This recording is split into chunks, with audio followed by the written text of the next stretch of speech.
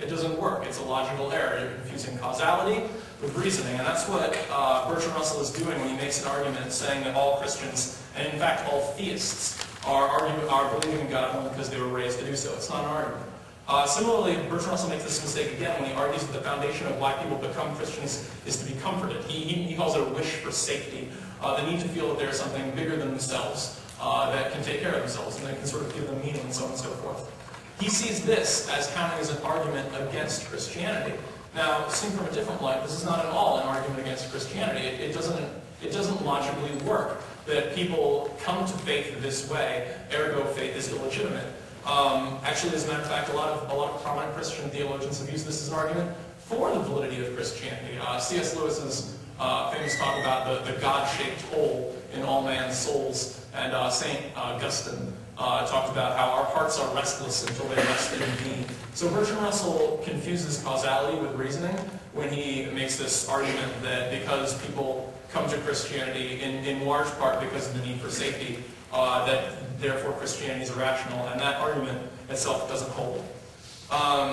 So I think that sort of brings me to another point, that whenever we engage in interfaith dialogue, whenever we read something like Bertrand Russell's arguments, we always need to ask ourselves if the same evidence can be seen from multiple perspectives. And I think in Bertrand Russell's case, he sees it from a very different perspective of people like C.S. Lewis and St. Augustine. And we can argue over which perspective is the most legitimate, and I think it comes down to, in large part, which worldview you hold. For example, if you presuppose that there is no God, then you're going to say that it came out of some sort of projection. But if you don't have that presupposition, then it's more open. So there is another instance in Why I'm Not a Christian that fits this description and can be seen in multiple lights depending on what you do or do not presuppose. For example, Bertrand Russell makes a very, very strong, not necessarily logically strong, but very wordy and well-written. I mean, he did get that Nobel Prize for a reason. Argument about how Jesus puts fear and terror in people by preaching about hell. And that this talk about hell and the fear and terror that come out of it are what's responsible for so many of the bad things that happened in the Middle Ages. Witch burnings, again. That was a bad one. I'm sorry about all the witches that were burned. I don't think I've ever read a single argument from a humanist perspective that doesn't bring it up. So they latch on to the burning witches. And one, I would too. So Bertrand Russell is making this argument that it comes from Jesus' preaching over hell as the reason why there's all this fear and terror and these strong emotions that are evoked. But to use this as an argument against Christianity, you're begging the question. You're already assuming that what Jesus was preaching is false. It's very much like yelling fire in a movie theater. As a matter of fact, depending on a lot of people's perceptions of what hell is like, it's a lot like yelling fire. But basically, when a man yells fire in a movie theater, that's not something you should ever do lightly. That's something that has definite consequences. It's very dangerous. It's a very loaded thing to do, and so it's going to produce a reaction. But the question is, it's not something you play with, just like religion. I mean, it's like Jesus preaching about hell, for example. It speaks to these deep questions. I would say that sort of the eternal destiny ties into some of these unavoidable questions as far as what's the purpose of my life and how is that going to be played out in what is to come.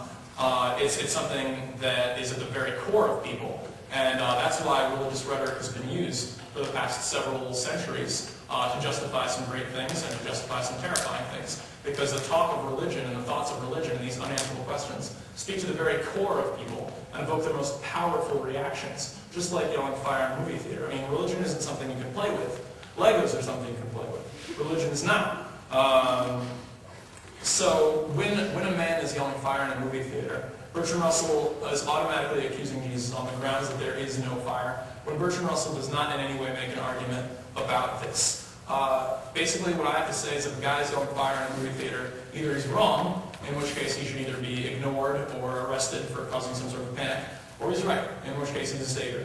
And I would say, on the matter of the argument of hell, it's worthy of some consideration before immediately writing someone off. As I said before, the burden of proof is not automatically on the Christian in this instance, and off of Bertrand Russell. It's on everybody. And we need to figure this out, and I think we can do that through good dialogue.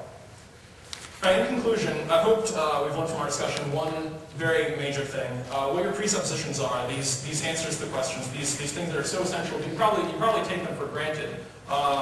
They are the core of your system of understanding, and they influence the way you understand everything in the world, the way you interpret all the things that happen to you, and the way that you make all of your decisions.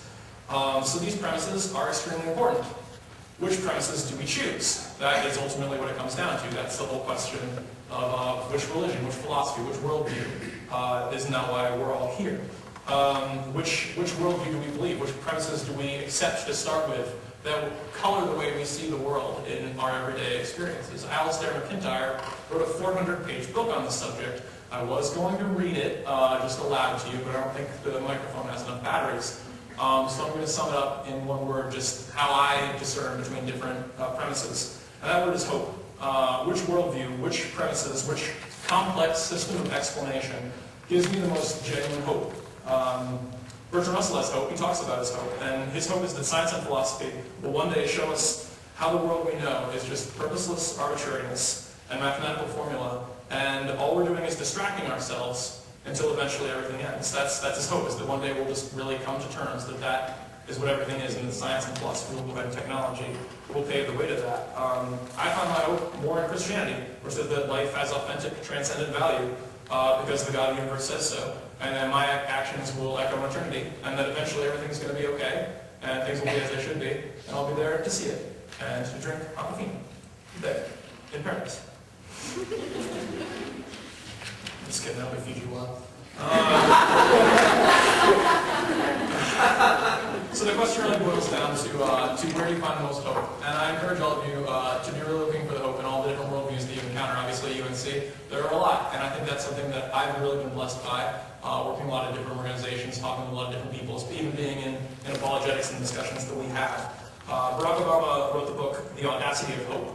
And I gotta say, I love that title. That's a really just a great title. Because, while it's certainly evident, and I'm very thankful for my big old debate partner, Bertrand Russell, for drawing all of our attention to this, that hope can at times seem completely audacious. But that doesn't mean that hope isn't there. And that doesn't mean that hope isn't real. And so I encourage all of you to seek after that. So final exhortations, and then we'll open discussion. First, don't take things lightly.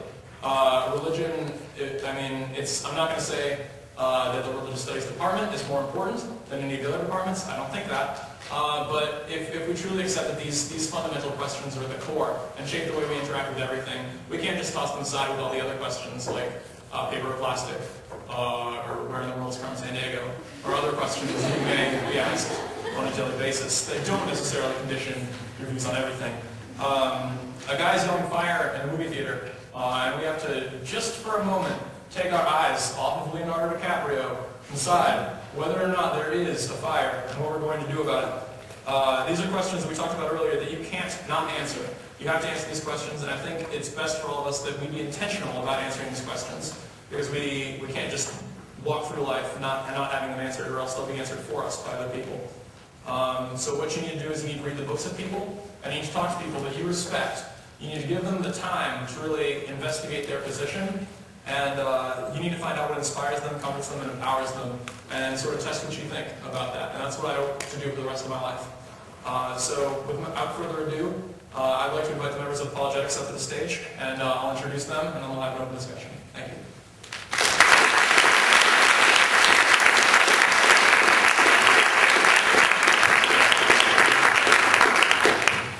Feel free to head out at any time. This is just going to be some open question and answer, some open discussion of things sort of relating to what I talked about. Do you want next one? Yes. Okay. Basically, what this group is, a lot of people don't really know about it because it's this. Which is fine. We painted our first cube. Is Christian Apologetics of Carolina meets twice a week on Mondays and Wednesdays at 6 o'clock. And we talk about this sort of thing. For the past 2.5 months, we have, my mic is still on. We've been talking specifically about Bertrand Russell's Why I'm Not a Christian, and engaging with that. And most of what I just said, that was just like the tip of the iceberg of the sort of things we've been talking about. It wasn't even a tenth of all the stuff that came out. But for time, I didn't have that kind of filibustering.